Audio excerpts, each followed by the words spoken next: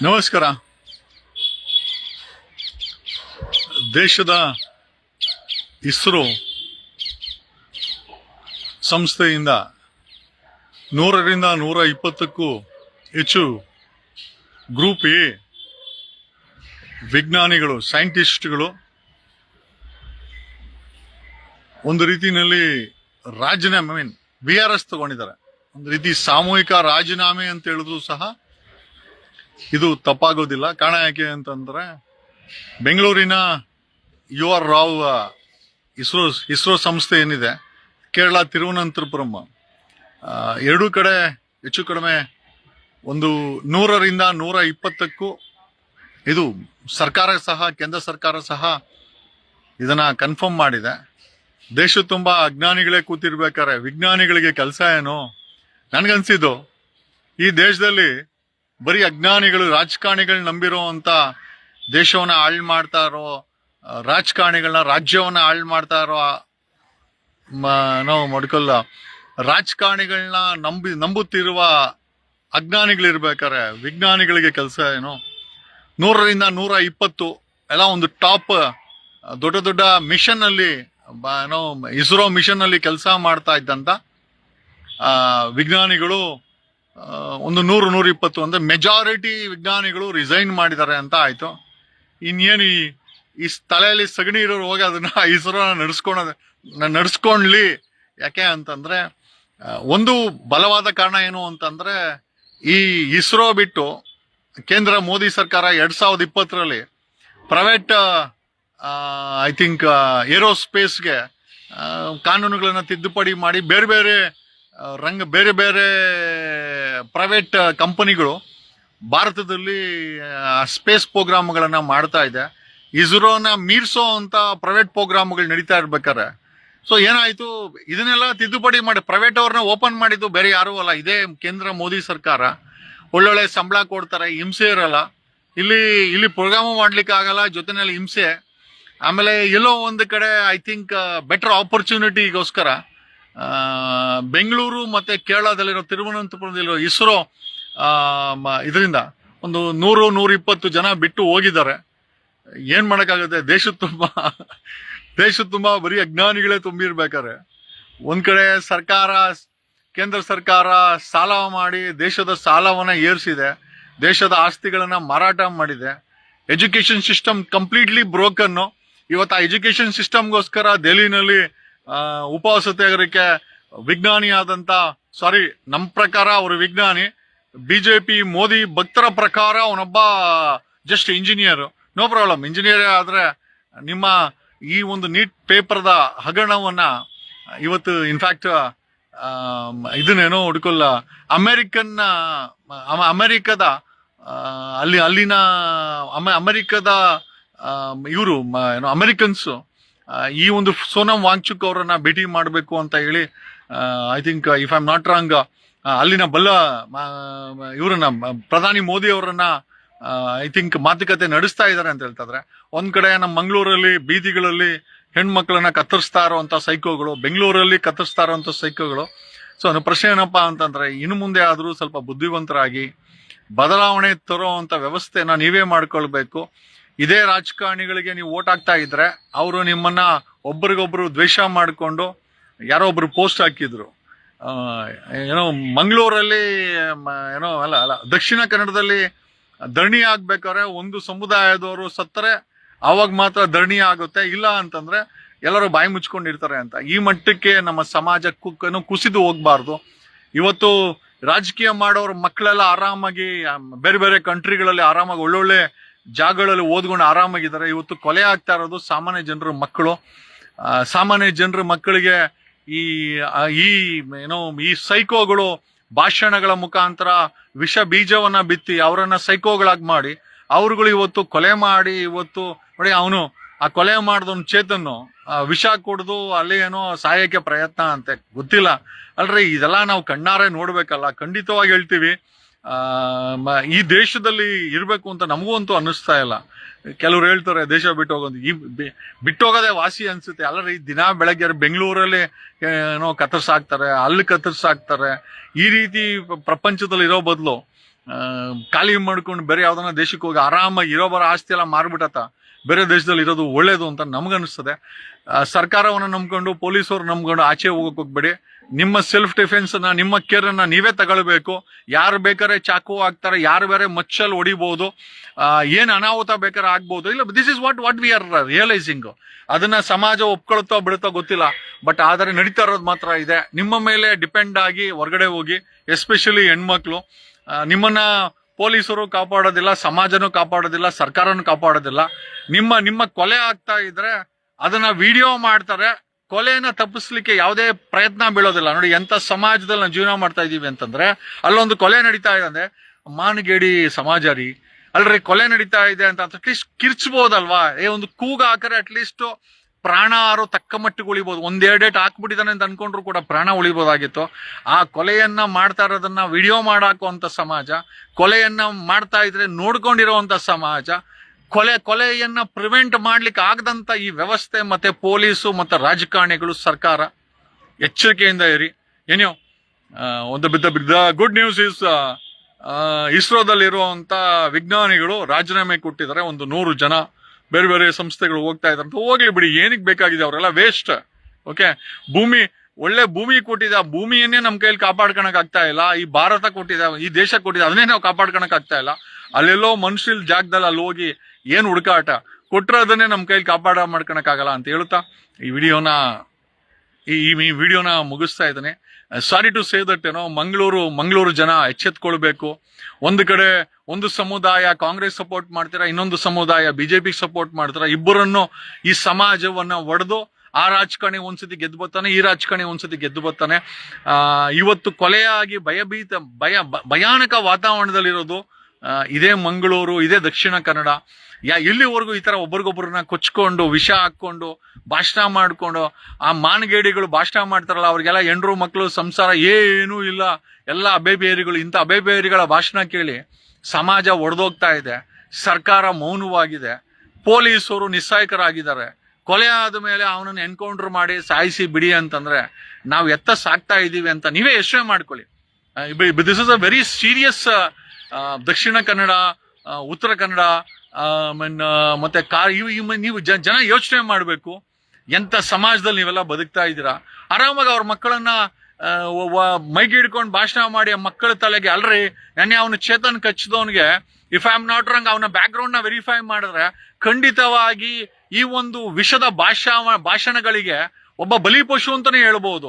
ಅಲ್ಲ ರೀ, ತಲೆಯಲ್ಲಿ ಬುದ್ಧಿ ಇಲ್ದವರು, ಓದಿಲ್ದಿರೋ ಹುಡುಗರುಗಳಿಗೆ ವಿಷ ತುಂಬಿ ತುಂಬಿ ತುಂಬಿ ತುಂಬಿ ತುಂಬಿ ಕೊನೆಗೆ ಇವತ್ತಿನ ಪರಿಸ್ಥಿತಿನಲ್ಲಿ ಕೋಪ ಬಂದಾಗ ಮಚ್ಚೆತ್ಕೊಂಡು ಅವ್ರನ್ನ ಕೊಚ್ಚಿ ಜೈಲಿಗೆ. ಈ ಕಡೆ ಎತ್ತೋರ್ಗೆ ಮಕ್ಕಳು ಆಗಲ್ಲ, ಆ ಕಡೆ ಸತ್ತ ಹೆಣವಾಗೂ ಕೂಡ ಇವರಲ್ಲ. ಎರಡೂ ಮಧ್ಯದಲ್ಲಿ ಈ ಒಂದು ಪರಿಸ್ಥಿತಿ ಇದೆ. ಎಸ್ಪೆಷಲಿ ನೆನ್ನೆ ಆ ಚೇತನ್ನ ಇದನ್ನ ಒಂದು ಬಣ ಕೇಸರೀಕರಣ ಮಾಡಿಕೊಂಡು ಆ ಫೋಟೋನ ಹಂಚುವಂತ ಕೆಲಸನೂ ಕೂಡ ಮಾಡಿದಾರ. ಅಲ್ರಿ, ಇಷ್ಟೆಲ್ಲಾ ಸಮಾಜದ ಇದೆಲ್ಲ ಆಗ್ತಾ ಇದೆ, ತಡಿಲಿಕ್ಕೆ ಯಾರೂ ಪ್ರಯತ್ನ ಬೀಳ್ತಲ್ಲ. ಈ ಕಡೆ ಒಂದು ಬಣನು ಲೆಫ್ಟ್ ಅಥವಾ left or right, I don't know. ನೀವು ಒಬ್ಬರಾದ್ರೆ ಇನ್ನೊಬ್ರು ಖುಷಿ, ಲಾಸ್ಟ್ ಟೈಮ್ ನಮ್ಮವ್ರನ್ನ ಮಾಡಿದ್ರು, ಈ ಸತಿ ಇವ್ರಿಗಾಗಿದೆ ಅಂತ ಒಂದು ಬಣ ಎನ್ಕೌಂಟರ್ ಮಾಡಿ. ಅಲ್ರಿ, ದೇಶದಲ್ಲಿ ಎನ್ಕೌಂಟರ್ ಮಾಡಕ್ಕೆ ಅಲ್ರಿ ಮೆಸೇಜ್ ಆಗ್ತಿದ್ಯಾ ಪೊಲೀಸವ್ರಿಗೆ ಎನ್ಕೌಂಟರ್ ಮಾಡಿ ಅಂತೇಳಿ? ಪೊಲೀಸವ್ರಿಗೆ ಕೊಲೆ ಮಾಡು ಅಂತ ಹೇಳೋದು ಅಪರಾಧ ಅಲ್ವಾ? ನನ್ನ ಫೇಸ್ಬುಕ್ ಅಲ್ಲಿ ಹಾಕ್ತೀರಾ ಏನೋ ಪೊಲೀಸರು ಎನ್ಕೌಂಟರ್ ಮಾಡಿ ಅಂತ. ಎನ್ಕೌಂಟರ್ ಮಾಡಿ ಅಂತ ಪ್ರಚೋದನೆ ಮಾಡೋದು ಕೂಡ ಅಪರಾಧನೇ ಅಲ್ರಿ. ಸಮಾಜವನ್ನ ಶಾಂತಿ ಮಾಡೋದು ಏನ್ ಕಲ್ತಿದ್ದೀರಾ? ಬುದ್ಧ, ಬಸವ, ಇವರಿಂದ ಏನ್ ಕಲ್ತಿದ್ದೀರಾ? ಬುದ್ಧ ಮತ್ತೆ ಬಸವಣ್ಣ ಹುಟ್ಟಿದ ಈ ಒಂದು ಮಣ್ಣಲ್ಲಿ ನಿಮ್ಮಂತ ಈ ಒಂದು ಕೊಳಕು ಪರಿಸ್ಥಿತಿ ತಂದಿಟ್ಕೊಂಡಿದ್ದೀರಾ ಅಂತಂದ್ರೆ ಅದಕ್ಕೆ ನೀವೇ ಕಾರಣ. ಇವತ್ತು ಕೂಡ ನೀವು ಯಾರು ಕೂಡ ಮನ್ಸನ್ನ ಬದಲಾಯಿಸಿಲ್ಲ, ಒಬ್ರಿಗೊಬ್ರು ಗೇಲಿ ಮಾಡ್ಕೊಂಡು ಓಡಾಡ್ತಾ ಇದ್ದೀರಾ. ಇವತ್ತು ಅವನು ಕೊಚ್ಚದ, ಅವನು ರೈಟೋ ಲೆಫ್ಟೋ ಅಥವಾ ಅವ್ನು ಸೈಕೋನೋ ಬೇರೆ ವಿಚಾರ, ಬಟ್ ಅದನ್ನು ಕೂಡ ತಮಾಷೆಯಾಗಿ ಒಂದು ಬಣ ಎತ್ತಿದ್ರೆ ಇನ್ನೊಂದು ಬಣ ನೆಕ್ಸ್ಟ್ ಟೈಮ್ ಆ ಬಣಕ್ಕೇನೆ ಹೆಚ್ಚು ಕಮ್ಮಿ ಆದ್ರೆ ನೆಕ್ಸ್ಟ್ ಟೈಮ್ ಅವ್ರು ಕೂಡ ಟ್ರೋಲಿಂಗ್ ಮಾಡ್ತಾರೆ. ಸಮಾಜದಲ್ಲಿ ಒಬ್ಬರು ಸತ್ತಾಗ ಇನ್ನೊಂದು ಬಣ ಟ್ರೋಲಿಂಗ್ ಮಾಡಿಕೊಂಡು ಇಲ್ಲಿವರೆಗೂ ಬದುಕಕ್ಕೆ ನೀವೆಲ್ಲ ಸಾಧ್ಯ ಅಂತ ಈ ಮೂಲಕ ಹೇಳ್ತಾ, ನಾವೆಲ್ಲ ತುಂಬಾ ಸಣ್ಣವರು, ನಿಮ್ಗೆಲ್ಲ ಯಾರಿಗೂ ಬುದ್ಧಿ ಹೇಳೋ ಮಟ್ಟದಲ್ಲಿಲ್ಲ, ಬಟ್ ಆದ್ರೂ ಕರ್ನಾಟಕದಲ್ಲಿ ಇದ್ದೀವಿ ಅಂತ ಹೇಳಿ ಒಂದು 4 ಮಾತುಗಳನ್ನ ನಿಮ್ಗಳಿಗೆ ಹೇಳ್ಬೇಕು ಅನ್ನಿಸ್ತು. ಯಾಕೆ ಅಂತಂದ್ರೆ ಈ ವಲಸು ರಾಜಕಾರಣಿಗಳು ಒಂದು ಬಣ ಒಂದು ಬಣದ ರಾಜಕಾರಣಿಗಳು ಒಂದು ಬಣಕ್ಕೆ ಸಪೋರ್ಟ್ ಮಾಡಿದ್ರೆ ಇನ್ನೊಂದು ಬಣ ಇನ್ನೊಂದಕ್ಕೆ ಸಪೋರ್ಟ್ ಮಾಡ್ತಾರೆ. ಖಂಡಿತವಾಗಿ ಚೇತನ್ನ ಕರೆಕ್ಟಾಗಿ ಇನ್ವೆಸ್ಟಿಗೇಷನ್ ಮಾಡಿದ್ರೆ ಅವನ ತಲೆ ತುಂಬಾ ಕೆಲವು ವರ್ಷಗಳಿಂದ ಯಾವುದೋ ಒಂದು ಬಣ ವಿಷವನ್ನ ತುಂಬಿ ಇವತ್ತು ನಿರುದ್ಯೋಗ, ಇವತ್ತು ಭರವಸೆನೇ ಹೊರಟೋಗಿದೆ ಸಮಾಜದ ಮೇಲೆ. ನಮ್ಮಂತವ್ರಿಗೆ ಭರವಸೆ ಹೋಗಿದೆ, ಇಷ್ಟು ಬ್ಯಾಕ್ ಗ್ರೌಂಡ್ ಇಟ್ಕೊಂಡ್ರು ನಮ್ಮಂತವ್ರಿಗೆ ಭರವಸೆ ಹೋಗಿದೆ ಈ ಸಮಾಜದ ಮೇಲೆ, ವ್ಯವಸ್ಥೆ ಮೇಲೆ ಅಂತಂದ್ರೆ ಇವತ್ತಿನ ಯುವಕರುಗಳು 18ರಿಂದ 25 ಮಚ್ಚುಕೊಳ್ಳಿ ಎತ್ಕೊಂಡು ಕಷ್ಟ ಇದಾರೆ ಅಂತಂದ್ರೆ, ಬೆಂಗಳೂರಲ್ಲಿ ಒಬ್ಬನ್ ಕೊಚ್ಚಿದಾನೆ, ವಿವೇಕಾನಂದ ಲಾ ಕಾಲೇಜ್ಗೆ ಹೋಗ್ತಾ ಇದ್ದಾನೆ, ಹೆಣ್ಣು ಮಗಳಿಗೆ ಮಚ್ಚು ಕತ್ತಿ ಎತ್ಕೊಂಡು ಒಡೆದು ಬಿಸಾಕಿದಾನೆ. ಇವತ್ತು ಬೆಂಗಳೂರಲ್ಲಿ ಮರ್ಡರ್ ಆಗುತ್ತೆ, ಮಂಗಳೂರಲ್ಲಿ ಮರ್ಡರ್ ಆಗುತ್ತೆ. ಆ ಮರ್ಡರ್ಗಳ ಬಗ್ಗೆ ನಾವು ನಿಜವಾಗ್ಲೂ ಪ್ರತಿಯೊಬ್ಬ ನಾಗರಿಕರು ಕೂಡ ನಾವೆಲ್ಲ ಯೋಚನೆ ಮಾಡಬೇಕಾದಂತ ವಿಚಾರ. ಈ ಮಟ್ಟಕ್ಕೆ ಈ ಸಮಾಜ ಬಂದು ನಿಂತಿದೆ, ಒಬ್ರಿಗೊಬ್ರು ಕೊಚ್ಕೊಂತ ಇದೀವಲ್ಲ ಸೈಕೋಗಳ ತರ. ಈ ಸೈಕೋ ಕಿಲ್ಲಿಂಗ್ ನಾವು ಒಂದು ಬಣ ಅದನ್ನ ಟ್ರೋಲಿಂಗ್ ಮಾಡುತ್ತೆ, ಇನ್ನೊಂದು ಬಣ ನೊಂದ್ಕೊಳ್ಳುತ್ತೆ, ನಾಳೆ ದಿವಸ ಇನ್ನೊಂದು ಬಣಕ್ಕೆ ಹೆಚ್ಚು ಕಮ್ಮಿ ಆದ ಇದು ಕೂಡ ಅದೇ ಮಾಡುತ್ತೆ. ಖಂಡಿತವಾಗಿ ನಾವು ಎಂತ ಸಮಾಜವನ್ನ ಕಟ್ಟಿದ್ದೀವಿ ಅಂತ ನಾವುಗಳೇ ಪ್ರಶ್ನೆ ಮಾಡ್ಕೊಳ್ಬೇಕಾಗಿದೆ. ಎಸ್ಪೆಷಲಿ ದಕ್ಷಿಣ ಕನ್ನಡ, ಉತ್ತರ ಕನ್ನಡ, ಮಂಗಳೂರು, ನೀವುಗಳು ಯೋಚನೆ ಮಾಡಬೇಕು.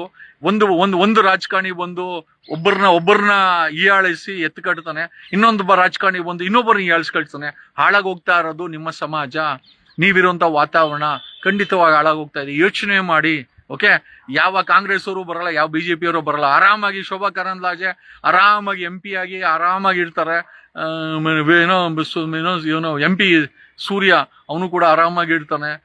ಬಣಗಳನ್ನ ಎತ್ತುಕಟ್ಟು ಅಂತ ಎರಡು ಕಡೆ ಇದ್ದಾರೆ. ನಾನು ನಿನ್ನೆಯಿಂದ ನೋಡ್ತಾ ಇರೋದೇನು ಅಂತಂದ್ರೆ, ಒಂದು ಬಣ ನಿನ್ನೆ ನಡೆದಂತ ಕೊಲೆಯನ್ನ ಅಂತ ವಿಕೃತವಾಗಿ ಟ್ರೋಲ್ ಮಾಡ್ತಾ ಇರುವಂತ ವಿಚಾರ, ಅದು ಕೂಡ FIR ಆಗಿದೆ ಅಂತೆ. ನಿಜವಾಗ್ಲೂ ಒಂದು ಕೊಲೆಯನ್ನು ಸಹ ಟ್ರೋಲ್ ಮಾಡ್ತೀರಾ ಅಂದ್ರೆ ಸಮಾಜದಲ್ಲಿ ನೀವೇನು ಕಲ್ತಿಲ್ಲ ಅಂತ ಆಯ್ತು.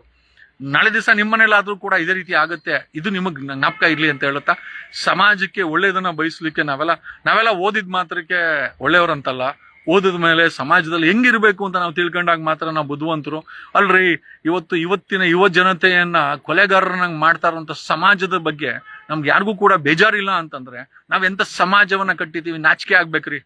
79 ವರ್ಷಗಳ ಸ್ವತಂತ್ರದ ನಂತರ ಇವತ್ತು ನಾವು ಸ್ವತಂತ್ರ ಅನ್ನೋದಕ್ಕಿಂತ ಆರಾಮಾಗಿ ಆ ಬ್ರಿಟಿಷ್ ಚೆನ್ನಾಗಿತ್ತು, ಈ ಕೊಳಕು ಸ್ವತಂತ್ರಕ್ಕಿಂತ ಅತಂತ್ರವಾಗಿ ಬದುಕೋದ್ಕಿಂತ ಅದೇ ಚೆನ್ನಾಗಿತ್ತು ಅಂತ ಈ ಮೂಲಕ ಹೇಳುತ್ತಾ, definitely you all need to realise. ಮನೆಗೆ ಹೋಗಿ ಮಲ್ಕೊಂಡಾಗ ಖಂಡಿತವಾಗಿ ಇದನ್ನೆಲ್ಲ ಒಂದ್ಸತಿ ಯೋಚನೆ ಮಾಡಿ.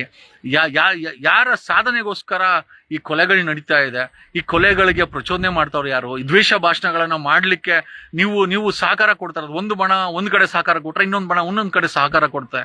ಖಂಡಿತವಾಗಿ ಒಂದು ಒಳ್ಳೆ ಸಮಾಜ ಕಟ್ಟಿದೀವ, ಯೋಚನೆ ಮಾಡಿ. ನನ್ಗೇನಿಲ್ಲ, we don't bother of all this. ಯಾಕೆ ಅಂತಂದ್ರೆ ಇರೋದ್ರಲ್ಲಿ ಏನೋ ಒಂದು ಸೇಫ್ಟಿಯಾಗಿ ನಾವು ಜೀವನ ಮಾಡ್ತಾ ಇದೀವಿ. ಬಟ್ ಆದ್ರೂ ಕೂಡ ನಮಗೂ ಕೂಡ ಈ ಸಮಾಜ ಹೋಗ್ತಾ ಇರೋ ರೀತಿ ನೋಡಿದ್ರೆ ತುಂಬಾ ನಾಚಿಕೆ ಆಗುತ್ತೆ. ನೆನ್ನೆಯಿಂದ ಆ ಒಂದು ಕೊಲೆಯನ್ನ ಒಂದು ರೀತಿಯಲ್ಲಿ ಸಂಭ್ರಮ ಟ್ರೋಲ್ ಆಗುತ್ತೆ ಅಂತಂದ್ರೆ ಖಂಡಿತವಾಗಿ ಆಮೇಲೆ ಎನ್ಕೌಂಟರ್ ಮಾಡಿ ಅಂತ ಹೇಳ್ತಾರೆ. ಅಲ್ರಿ, ನೀವು ಇವತ್ತಿನ ಯುವಕರುಗಳಿಗೆ ವಿಷ ಹಾಕಿ ಅವ್ರನ್ನೇ ಎನ್ಕೌಂಟರ್ ಮಾಡಿ ಅಂತ ಹೇಳಿದ್ರೆ ನಾಚಿಕೆ ಆಗಲ್ಲ ನಿಮ್ಗೆ? ಅವ್ನು ಯಾವನೋ ಪೋಸ್ಟ್ ಬೇರೆ ಹಾಕವನೆ, ಅವನನ್ನ ನೀನ್ ಯಾವನ ಅದನ್ನ ಹೇಳಕ್ಕೆ, ಎನ್ಕೌಂಟರ್ ಮಾಡೋದ್ ಹೇಳಕ್ಕೆ ಏನ್ ಪೊಲೀಸ್ ಹೊತ್ತಾಗಿದೆ? ಮತ್ತೆ ಹಾಕಾರೆ ಕೋರ್ಟ್ಗಳನ್ನೆಲ್ಲ ಮುಚ್ಚಿಬಿಟ್ಟು ಜಡ್ಜ್ಗಳಿಗೆ ರಾಜೀನಾಮೆ ಮಾಡಿ ಮನೆ ಕಳಿಸಿ ಪೊಲೀಸ್ ಅವರೇ ಎನ್ಕೌಂಟರ್ ಮಾಡಂಗಿದ್ರೆ ಅಲ್ರೋ, ದ್ವೇಷ ಭಾಷಣ ಮಾಡಿ ಅಂತ ದರಿದ್ರ ಸಮಾಜವನ್ನ ನಿರ್ಮಾಣ ಮಾಡಿ ಇವತ್ತು ಆ ಯುವಕರುಗಳಿಗೆ ವಿಷ ತುಂಬಿ ಇವತ್ತು ಅವ್ರ ಸೈಕೋಗಳಾಗ್ಲಿಕ್ಕೆ ನಿಮ್ಮ ಭಾಷಣ ಕೇಳಿನೇ ಆಗಿರೋದು. ನಾಚಿಕೆ ಮಾನ ಮರ್ಯಾದೆ ಏನು ಇಲ್ರೋ ನಿಮ್ಗೆ?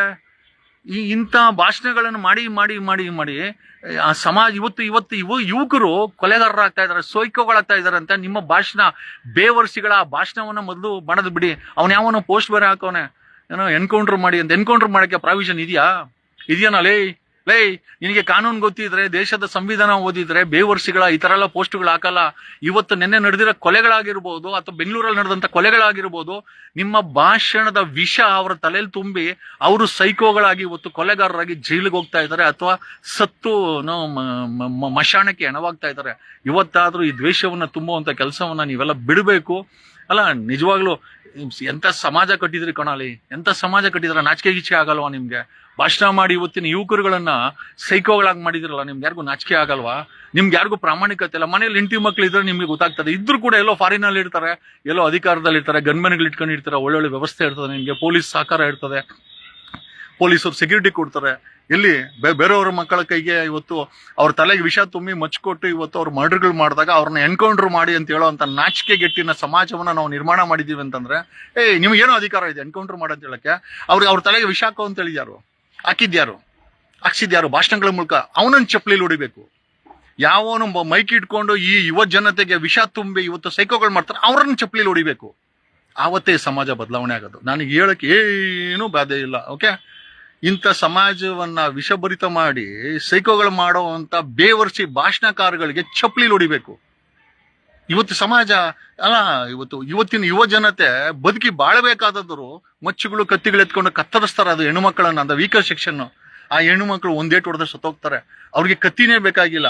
ಅಂಥವ್ರನ್ನ ಕೊಚ್ಚಿ ಆ ಕೋಪವನ್ನ ಖಂಡಿತವಾಗಿ ನಮ್ಗಂತೂ ಗೊತ್ತಿಲ್ಲ ನೀವೆಲ್ಲ ಏನ್ ಮಾಡಕ್ ಹೊರಟಿದ್ದೀರ, ಎತ್ತ ಸಾಕ್ತಾ ಇದೆ ಸಮಾಜ. ಈ ಕರ್ನಾಟಕವನ್ನ ಏನ್ ಮಾಡಕ್ ಹೊರಟಿದ್ದೀರ? ಆ ಸ್ಮಶಾನ ಆ ಸಾವಿನಲ್ಲೂ ಕೂಡ ನೀವು ರಾಜಕೀಯ ಮಾಡ್ತೀರಿ ಅಂತಂದ್ರೆ ಎಂತ ದರಿದ್ರ ಪರಿಸ್ಥಿತಿನಲ್ಲಿ, ಎಂತ ದರಿದ್ರ ಸಮಾಜದಲ್ಲಿ ನಾವುಗಳು ನಿಮ್ ಜೊತೆ ಜೀವನ ಮಾಡ್ತಾ ಇದೀವಿ ಅಂತ ನಾವೇ ಯೋಚನೆ ಮಾಡ್ಬೇಕಾಗಿದೆ. ಧನ್ಯವಾದಗಳು ಗುರು, ಗ್ರೇಟ್. ಒಂದು ದೊಡ್ಡ ಸಲ್ಯೂಟ್. ಯಾರಿಗ್ ಬೇಕಾಗಿತ್ತೋ ಈ ಸ್ವತಂತ್ರ?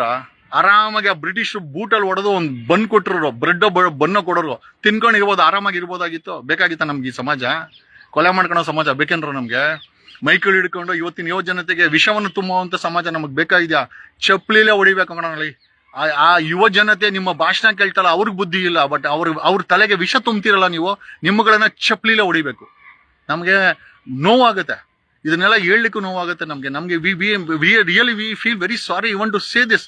ಚಪ್ಪಲಿಲಿ ಹೊಡಿ ಅಂತ ಹೇಳಕ್ಕೂ ಕೂಡ ಬೇಜಾರಾಗುತ್ತೆ. ಕಾರಣ ಯಾಕೆ ಅಂತಂದ್ರೆ ನೀವು ಅಂತ ಅಯೋಗ್ಯರು, ನಿಮ್ಮನ್ನ ಚಪ್ಪಲಿ ಹೊಡಿದು ವೇಸ್ಟ್. ಯಾಕೆ ಅಂತಂದ್ರೆ ನೀವುಗಳು ಒಂದು ರೀತಿ ಸಮಾಜಕ್ಕೆ ವಿಷಕಾರಿಯಾದಂತ ಸೈಕೋಗಳು.